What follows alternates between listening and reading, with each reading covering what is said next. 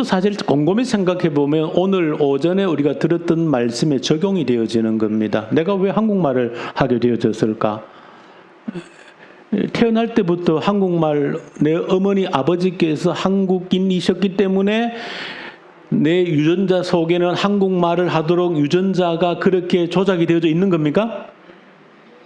이번에도 어떤 뉴스에 보니까 미군이 그 한미 연합 훈련하러 왔다가 17년 만에 여동생을 만났더라고요. 입양 갔다가 만났는데, 근데 인터뷰를 하는데 멀쩡하게 모양은 한국 사람인데 샬라샬라 영어로 얘기를 하지, 한국말을 몰래 뭐 전혀 못한지 모르지만은 영어로 하거든. 그 발음만 들어서는 뭐 완전히 그냥 뭐 미국 사람인지 전혀 구분이 안 되지요.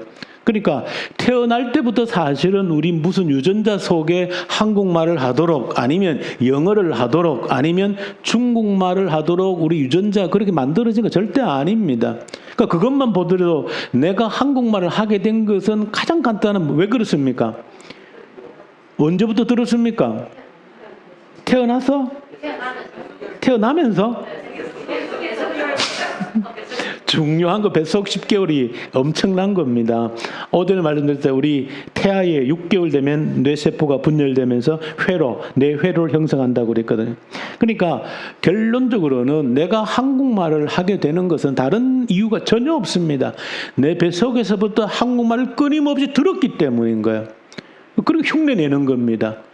아이가 흉내내면서 말을 배우는 거예요. 그걸 거울 이론이라고 그러거든요. 똑같이 비치는 대로 흉내내는 거거든요. 이게 굉장히 중요한 원리고 이론인 겁니다. 우리가 오전에 영적 전쟁이라고 하지 않았습니까? 그 영적 전쟁에 승리한다는 것은 내가 어떻게 해서 한국말을 하게 되어졌는가? 이유가 전혀 다른지, 만약에 내가 태어나서 한국말보다도 영어를 더 많이 들었다. 우리 엄마가 한국말 하는 것보다 영어를 더 많이 잘하시고 잘한다. 그럼 나는 무슨 말을 더 잘했겠습니까? 당연히 영어를 더 잘했겠죠. 그건 지극히 당연한 겁니다. 그러니까 내가 말을 하는, 그러니까 여러분들 모든 여러분들 의식 사고는 꿈을 꿔도 무슨 말로 꿈꿉니까? 영어로 꿈꿔요. 꿈을 꿔도 억지로 영어로 꿈을 꾸고 싶어도 못 꿔요.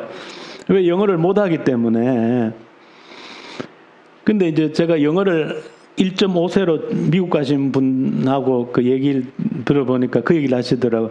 영어를 이제 한국말도 잘하고 영어도 잘하는 거예요. 그래서 영어로도 꿈을 꿉니까? 물어봤더니 간혹 영어로도 꿈을 자주 꾼대요. 왜냐하면 자기는 머릿속이 이제 영어하고 한국어가 완전 그냥 모국어처럼 같이 이렇게 내면화되어져 있기 때문에 꿈을 꿀 때도 영어로 꿈을 꾼다는 겁니다.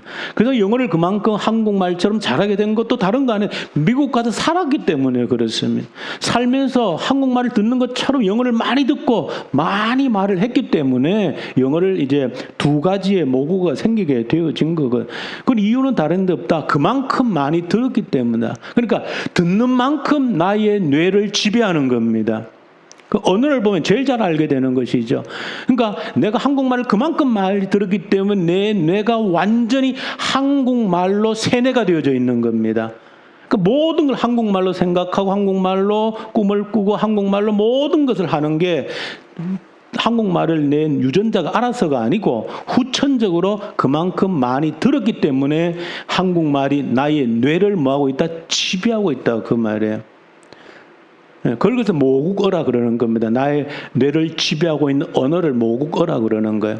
그 원리를 알면은 우리가 오늘 오전에 들었던 대로 우리 아이들을 어떻게 변화시킬 것인가 원리가 그대로 드러나는 겁니다. 그 아이는 어떻게 변합니까? 듣는 대로 보는 대로 변하는 것이 아이인 겁니다. 그 거울 이론이라고 그랬잖아요. 뭐를 많이 들었는가, 무엇을 많이 보았는가가 그 아이를 만들어가는 것이거든요. 그럴 때 우리의 교육이 그래 중요한 것입니다. 교육이 그래 중요한 거예요. 어릴 때 교육이 중요하고 부모 태아의 교육이 중요하고. 근데 우리가 이제 오전에 들은 말씀대로 이미 교육의 시기를 다 끝났다. 내 아이 다 자랐다. 벌 초등학교생이다. 이제는 지 마음대로 하려고 그런다. 끝났느냐? 끝났으면 우리 희망이 없다고 그랬죠. 근데 희망은 있다라고 말씀을 드린 거면 지금이라 늦지 않아. 우리 자신도 늦지 않았다고 그랬죠. 왜? 우리 뇌세포는 끊임없이 만들어지고 우리 뇌회로는 죽을 때까지 만들어진다고 그랬습니다. 새로운 사람이 될 수 있는 겁니다. 만약에 우리 정숙자 집사님을 오늘부터 딱 모시고 어디로 영어 마을에다 모셔다 놓고 이제는 한국말을 한마디도 못하는 곳에 딱 모셔놓으면은 주변에서 계속 샬라샬라 영어만 들리면은 우리 정숙자 집사님도 1년 뒤에 가서 뵈면은 Hello, how are you? 아마 이러고 계실 거예요. 그럴 수밖에 없습니다. 눈을 뜨고 모든 사람들이 Hello 그러고 How are you 그러면은 자꾸 들으면 뭘 소통하려면 뭘 해야 됩니까? 해야 뭐 밥을 줄 거 아니에요. 그러니까 되는 거예요. 돌아가는 거예요. 그러니까 내가 뭐를 많이 듣고 한에 따라서 하게 되어지는 겁니다. 그게 가장 단순한 원리인 겁니다. 그러니까 교육의 원리라는 거는 절대 복잡한 게 아닙니다. 반복인 겁니다. 반복에 들으면 지배를 당하는 거예요. 그런 교육의 원리를 누가 제일 잘 활용한다고요? 중국 공산주의. 모든 공산주의 이론 중에 가장 학습의 가장 기본적인 원리가 바로 반복 교육인 겁니다. 반복에 들으면 거짓말도 뭘로 들린다고요? 진리처럼 믿어지는 겁니다. 진리처럼. 여러분들이 이슬람을 한번 보십시오. 이슬람은 국가 종교지요. 그러니까 종교하고 국가이고 정치니까 거기에서 태어나고 자란 사람들이 지금도 이슬람 온 사람들은 다른 종교가 잘 들어갑니까? 절대 잘 들어가지 않습니다. 나는 이슬람 안 믿는다 그런 사람 잘 보셨습니까? 거의 없습니다. 그냥 자동적으로 이슬람 신자가 되어서 이슬람 하루에 몇 번 기도합니까? 몇 번 기도해요? 5번 기도하잖아요. 새벽 기도 한 번 정도 아닙니다. 이슬람 하루에 5번 메카가 있는 방향을 향해서 절을 하고 기도하는 겁니다. 그런 신앙이 우리가 볼 땐 불합리함도 굉장히 많죠. 여자들은 굉장히 역차별 받지요. 사우디아라비아에서 올해부터 작년부터 처음으로 여자가 뭐 할 수 있다고요? 운전대 잡을 수 있고 처음으로 여자가 체육관에 스포츠 구경하러 갈 수 있고 100년 전 얘기가 아닙니다. 지금 와서 이제 허락되어진 거예요. 여자는 겨우 이제 운전대 작년부터 잡을 수 있는 거예요. 체육관, 운동회, 축구 경기 이제 보러 갈 수 있는 겁니다. 그 아이도 허락 안 돼. 얼굴을 한번 지금 내놓아요, 못 내놓아요? 부르카, 칼리브 다 쓰고 다니잖아요. 근데 그거를 못해라고 여자들이 데모합니까? 안 합니다. 자연스럽게 받아들여 그렇게 합니다. 왜 그럴까요? 어릴 때부터 그냥 그렇게 하는 게 부모도 모든 사람들이 그렇게 했기 때문에 그게 자연스럽게 받아들이는 겁니다. 그 머리에 그렇게 의식화되어져 있다. 그걸 의식화라 그러죠. 세뇌가 되어진 겁니다. 사실은 세뇌한다, 의식화한다는 말이 우리는 나쁜 말로 인식하고 있지만은 뭐로 의식화되느냐, 뭐로 세뇌가 되느냐가 중요한 거예요. 거짓으로 세뇌되고 거짓으로 의식화되는 게 무서운 겁니다. 그럼 사실은 우리도 의식화되고 세뇌가 돼야 되는 겁니다. 뭐에 의해서? 진짜 진리로 뭐 돼야 되는 겁니까? 세뇌가 돼야 되고 의식화가 되어져야 되는 겁니다. 사실은 전쟁을 한다고 그랬죠. 세상은 전쟁판입니다. 땅 따먹기 전쟁을 지금도 하고 있죠. 어디에? 우크라이나에서 하고 있죠. 지배권을 다투어 놓고 끊임없이 전쟁을 하고 있죠. 지금도 어느 나라에서? 미얀마에서. 시리아 10년 전쟁 아직 안 끝났습니다. 그 무슨 전쟁입니까? 다 지배권을 다투는 전쟁입니다. 누가 지배할 것이냐라고 하는 것이죠. 미얀마도 보면은 참 답이 없습니다. 그 고통의 끝이 보이지 않는 전쟁을 하고 있는 겁니다. 지금은 군부하고 민주세력이 전쟁한다 그러지만은 군부가 물러가도 그 전쟁 끝나지 않습니다. 또 소수민족끼리의 그 잔인한 전쟁이 남아 있습니다. 그 뿌리가 있거든요. 안 끝납니다. 시리아도 마찬가지입니다. 그 정부군이 낸 소수민족, 소수 그 시아파들이거든요. 근데 반군도 또 이슬람 원리주의자들입니다. 또 쿠르드도 끼어져 있습니다. 끝이 없는 전쟁에 주도권을 놓고 싸우게 되어져 있습니다. 자, 그럼 누가 주도권을 누가 땅을 차지할 거냐라고 하는 것인데 사실은 그런 땅 따먹기가 사실 어디에서? 우리 뇌에서 이루어지는 겁니다. 영적으로 보면 누가 경쟁하는, 이 땅을 누가 주도권을 놓고 누가 경쟁하는 겁니까? 크게 영적으로 보면 사단과 하나님 편이 싸우고 있는 겁니다. 누가 점령할 것이냐라고 하는 것이죠. 누가 주도권을 쥘 거냐라고 하는 문제입니다. 사단은 끊임없이 뭐 하는 겁니까? 거짓의 압이니까 거짓을 믿도록 우리를 세뇌시키려고 하는 것이죠. 거짓을 믿도록, 거짓에 속아서 살도록 끊임없이 우리를 세뇌시키려고 사단은 끊임없는 작전을 지금까지 펴고 있는 것이고, 언제까지? 주님 오실 때까지 거짓할 겁니다. 사탄은. 그 사실 잘 알아야 되는 것이죠. 제일 편한 거는 세뇌시키고 의식화 시켜놓으면 자동이지요. 더 이상 손댈 게 없는 것이죠.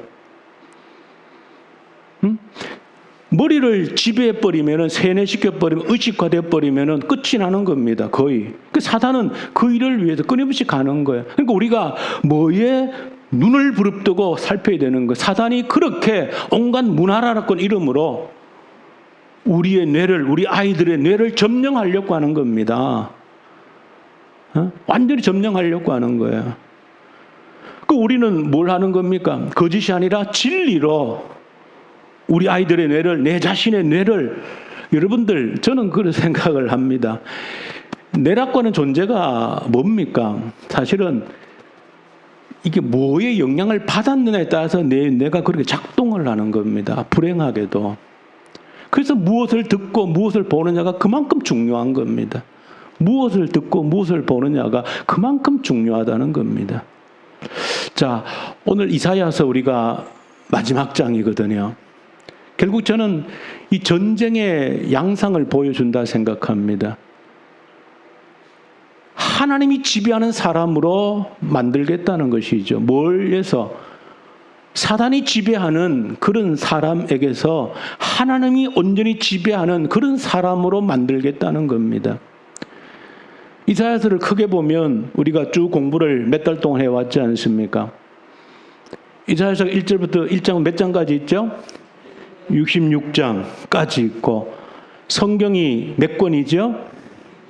66권이 돼서 많이 닮았다고 그랬죠. 구약이 몇 권입니까? 신약이 27권. 그런 것처럼 이사야서도 66권인데 전반부 1장부터 39장, 그 다음 4장부터 66장, 27장. 그 마치 신구약이 나누어져 있듯이 그렇게 좀 구분이 되어져 있습니다. 그 주제는 뭡니까? 심판과 회복이라고 하는 주제입니다. 심판과 회복. 언제 심판합니까? 언제 심판합니까? 우리의 뇌가 사단에 의해서 지배를 당할 때 심판받는 겁니다. 그 심판을 받는 겁니다. 회복은 뭡니까? 온전히 하나님이 지배하는 사람으로 변화되는 것을 회복이라고 표현하는 겁니다. 진리에 의해서 지배받는 사람, 진리에 의해서 사고하고 진리를 위해서 살고, 그런 사람이 하나님께서 회복시키고 싶은 사람입니다. 거짓에 속해서 거짓을 진실인 줄 알고 살아가는, 거기에서 건져내겠다는 것이죠.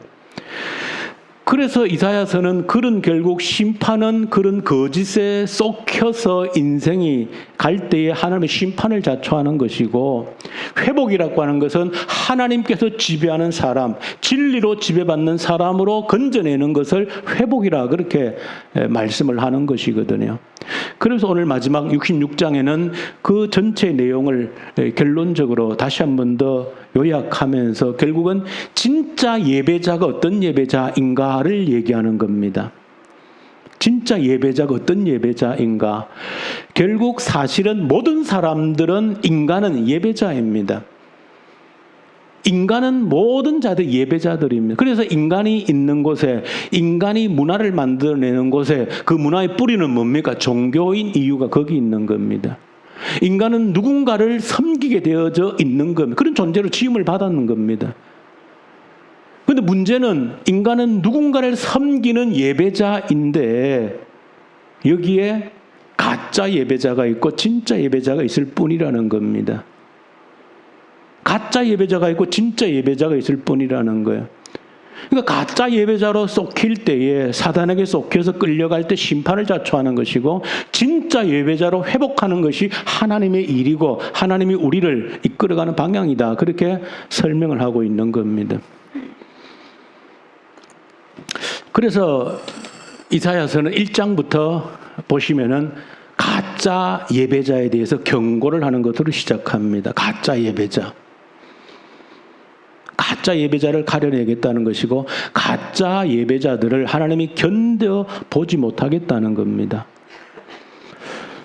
우리 코로나를 2년 동안 넘게 우리가 지나면서 여러 가지 하나님의 저는 사인이 있음을 믿습니다. 우리 개인에게도 공동체에도 이 나라에도 또 이 지구촌 전체에 하나님께서 주시는 사인이 경고가 분명히 있습니다. 그런 가운데 우리 새벽마다 기도할 때 코로나를 위해서 기도할 때마다 우리가 그런 기도를 올려드렸지 않습니까? 정말로 하나님께서 분명히 이 코로나를 통하여서 우리에게 어떤 경고를 어떤 사인을 주시고 있는가 하는 것이죠. 그 가운데 가장 중요한 것은 결국 예배자라는 것입니다. 가짜 예배자를 하나님이 견디지 못하시겠다 하는 것이 하나님이 이 코로나를 통해서 우리에게 말씀하신 가장 중요한 경고라는 겁니다. 그러므로 우리가 코로나를 끝나기를 기다리지만은 이 코로나를 주시면서 통과하면서 우리가 정말로 진정한 예배자로 거듭나야 된다라고 하는 숙제가 우리에게 남아 있는 겁니다. 우리가 정말로 진짜 예배자로 거듭나지 못한다라고 하면 코로나를 2년, 3년 동안 거치면서 겪은 그 대가를 지불한 이유가 아무것도 없는 거예요. 그래도 우리가 정말로 예배자, 하나님이 원하시는 그런 예배자로 태어날 수 있다라고 하면 이 코로나의 의미가 있는 것이죠.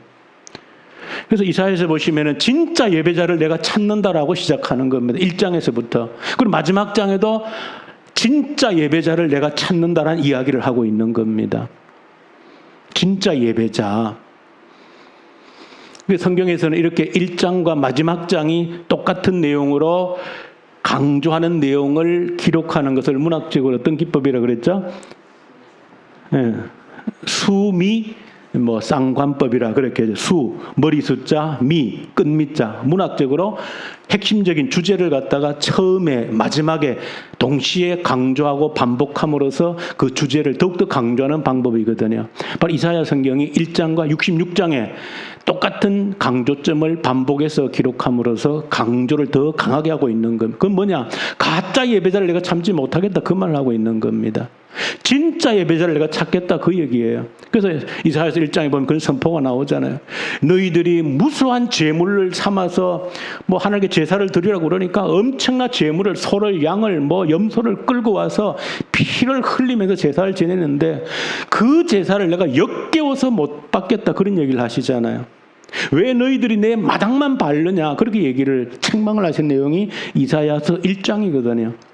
그러니까 내가 진짜 예배자를 찾고 있다 그 얘기를 하는 겁니다. 진짜 예배자를 내가 찾는다. 이 마지막 66장에서 다시 한번 결론을 내리면서 그런 마당만 밟는 제물만 피를 흘리고 있는 그런 예배자가 아니고 내가 진짜 예배자를 찾겠다 그 얘기를 하고 있는 겁니다.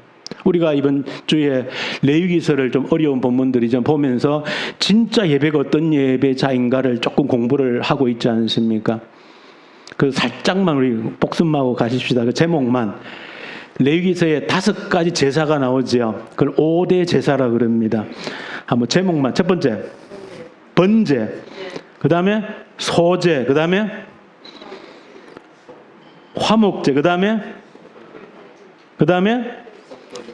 속. 순서대로 하면 죄제, 그 다음에 속건제, 이 5가지 제사 가장 기본적인 제사입니다. 좀 복잡하지만 나름대로 그런 구분 의미가 있습니다. 다시 한번 더 반복해볼까요? 번제, 소제, 화목제, 속죄제, 속건제.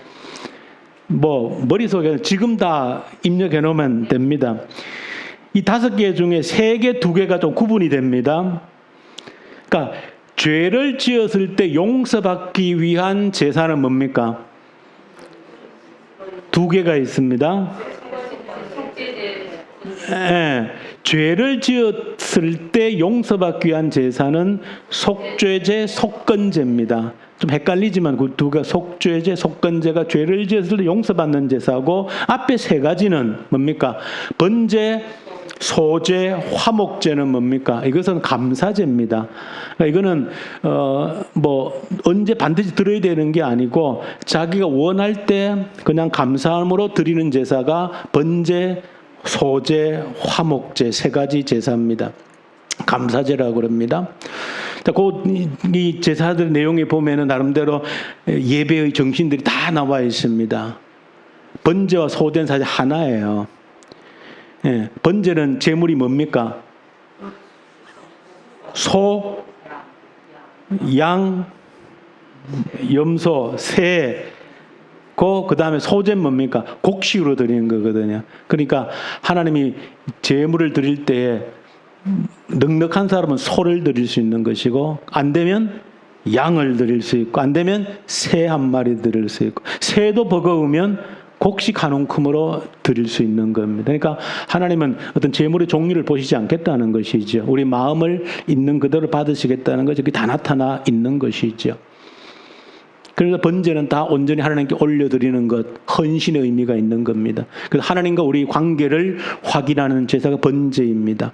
화목제는 뭡니까? 제물, 역시 소나 이런 걸 양으로 드리지만은 화목제에 드리지 않는 제물이 뭡니까? 번제는 드리는데 예, 새를 안 드. 왜 새는 안 받아질까요? 예, 화목제는 목적이 뭡니까? 하나님께 드리는 목적보다는 함께 나누는, 사람들과 나누는 목적의 화목제의 특징이 있는 거예요. 그래서 새는 한 마리 가지고 통닭 한 마리도 내한테 부족한데 새 한 마리 가지고 이웃을 불러서 나눠서 먹을 게 없어서, 그래서 화목제는 새를 드리지 않습니다. 최소한 양, 염소 정도를 드립니다. 그래서 일부만 그 내장, 기름기만 태워서 하나님께 드리고 일부를 떼어서 제사장에 주고 나머지는 전부 가져와서 가족, 친척, 이웃을 불러서 잔치를 벌리는 게 화목제의 특징입니다. 그 제사를 딱 보면은 하나님과의 관계, 사람과의 관계가 딱 나오는 것이죠. 하나님과 사람과의 관계. 그게, 그러니까 우리 예배의 정의, 그걸 살려내야 되는 겁니다. 하나님과 온전히 헌신하는 다짐이 우리 예배 속에 있어야 되는 거예요. 그러면서 교제, 우리 서로 간의 교제가 있어야 되는 겁니다. 예배 안에도 저는 항상 말씀드리는 거죠. 예배가 지금 우리가 뭐 드리잖아. 이게 뭐 성경에 그렇게 드리라고 되어 있는 게 아닙니다. 말씀드린 것처럼 하나님과의 그 관계, 온전히 헌신하고 온전히 믿는 그런 관계를 예배 안에 담아낼 수 있는 그런 예배 순서가 있다 우리가 만들어낼 수 있는 겁니다. 또 우리가 함께 수평적으로 우리가 함께 교제하는 내용을 담아낼 수 있는 게 있으면 또 예배 시간 담아내는 겁니다. 사실 오늘 식사했잖아요. 식사 사실 화목제의 성격을 가지는 겁니다. 함께 우리가 식사를 나누면서 교제하는 것은 이 제사 정신의, 예배 정신의 이 화목제의 정신을 담아내어서 바로 이 우리가 식탁의 교제를 함께 나누는 이유가 거기 있는 겁니다. 원래 성찬에도 두 가지가 있는 겁니다. 같은 애찬이 있는 식사 교제가 따로 있는 겁니다. 자, 어쨌든 그래서 진정한 예배의 모습을 이제 레위기를 통해서 우리가 배우게 돼요. 물론 속죄제, 속건제인데 말씀 안 드렸는데 그것도 중요한 죄를 용서받는 제사입니다. 속죄, 속건 차이가 뭘까요? 속건제, 속죄제.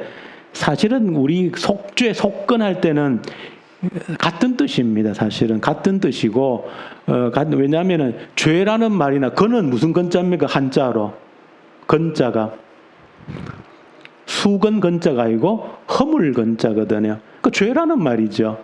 그러니까 속죄제의 죄나 속건제, 건자 똑같은 단어라는 뜻이에요. 근데 이제 성경 구분되어져 있는 겁니다. 속죄제는 어떤 윤리 도덕적인 죄를 범했을 때 용서받는 제사이고, 속건제는 재산상의 손해를 입혔을 때 그걸 보상을 해야 되는 겁니다.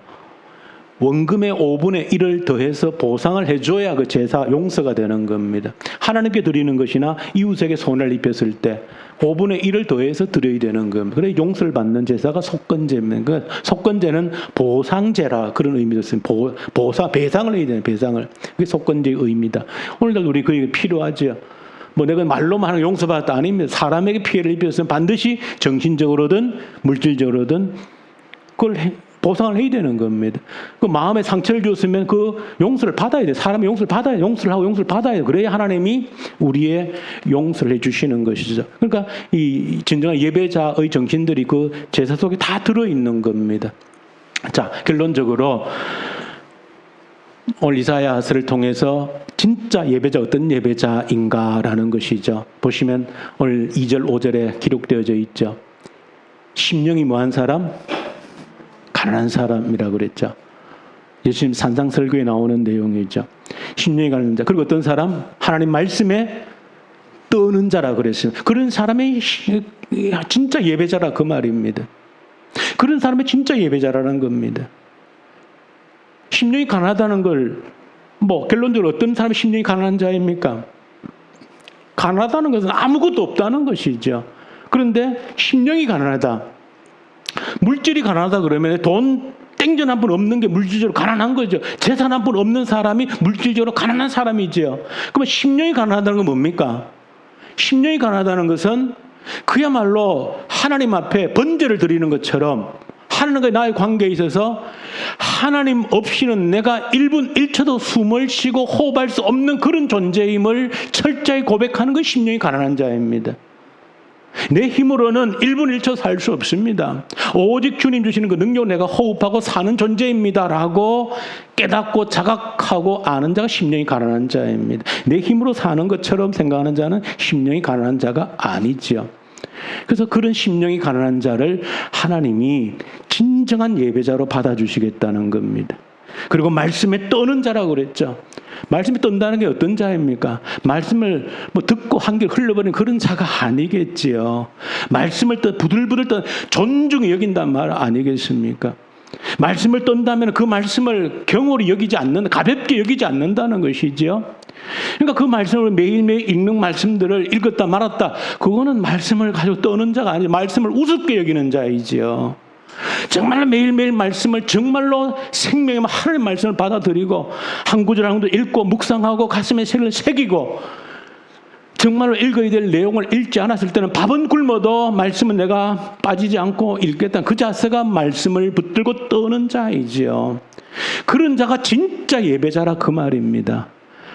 그러면서 우리가 제일 좋아하는 말 한마디를 언급하고 오늘 마쳐야지요. 뭡니까? 그런 진짜 예배자를 말씀하시면서 뭐라 그럽니까? 하나님께서 내가 만물의 주인이다. 그런 말을 꼭 같이 섞어요. 내가 만물의 주인이다. 천지를 내가 창조했고 온 세상이 나의 집이다. 내 만물의 주인이다. 내가 그 말 왜 했을까요? 물질 가지고 거래하려고 하지 마. 그 말이에요. 왜? 이사야서 1장에 보시면 이들이 하나님을 섬긴다고 재물을 가져오고 막 하거든요. 그런 거에 내가 질렸다 그럽니다. 그 형식적으로 하는 것에 대해서. 그러니까 물질을 가지고 나하고 거래할 생각하지. 나는 너희들이 원하는 마음이라는 겁니다. 너희들이 정말로 온전한 예배자가 되어지면 심령이 가난하고 말씀을 붙들고 두려워 떠는 그런 자가 되어지면 그러면 내가 만물의 주인이야. 왜 얘기할까요? 그 신약성과 똑같이 연결되어져 있는 겁니다. 내 영혼이 잘된 같이 범사에 내가 잘되는 것이고 너가 하나님 나라를 구하면은 그의 의를 구하면 이 모든 것을 너에게 더해 주시겠다. 그 약속이 연결되어져 있는 겁니다. 그러니까 물질에 대해서 그렇게 염려하지 말라는, 진짜 예배자가 되면 물질은 내가 그냥 흘러 보내줄게. 왜? 내 것이기 때문에. 만물의 주인이 나이기 때문에 진정 필요한 건 너가 진정한 예배자가 되는 거야. 그 얘기하고 있는 겁니다. 그 물질 때문에 좀 제발 그런 거 신경 쓰지 마. 나는 그런 것 가지고 네와 나와의 관계가 얽히는 거 원치 않아. 우리 사람과의 관계도 그렇잖아요. 물질과 얽히면 되게 힘든 겁니다. 정말 좀 좋지 않아요. 물질과 얽히면 피곤하잖아요. 하나님도 그 얘기입니다. 그 물질과 다 얽히고 싶지 않다는, 진짜 마음이 주고받는 그런 관계 되면, 그러면서도 모든 만물의 주인은 나야 하는 것은 물질은 그냥 내가 흘러보내는 거야. 누구에게도 얼마든지 내가 흘러보내는 게 물질이야. 내가 물질의 주인이야. 그것 때문에 네 마음이 흔들리면 안 돼. 그 얘기를 강조해 주고 있는 겁니다. 진짜 예배자로 저희 오늘 세워져서 물질도 우리에게 마음껏 흘러가는 그런 저 여러분들 되면 좋겠습니다. 주님 아버지 감사합니다. 진짜 예배자 되게 하여 주시옵소서. 하나님이 찾는 그런 예배자 되게 해 주시옵소서. 하나님과의 관계, 사람과의 관계가 바르게 정립된 그런 예배자 되게 하여 주시옵소서. 만물의 주인이신 하나님께서 나를 통해 마음껏 물질을 흘러보낼 수 있는 그런 진정한 예배자 되게 하여 주시옵소서. 예수님 이름으로 기도 올려드립니다.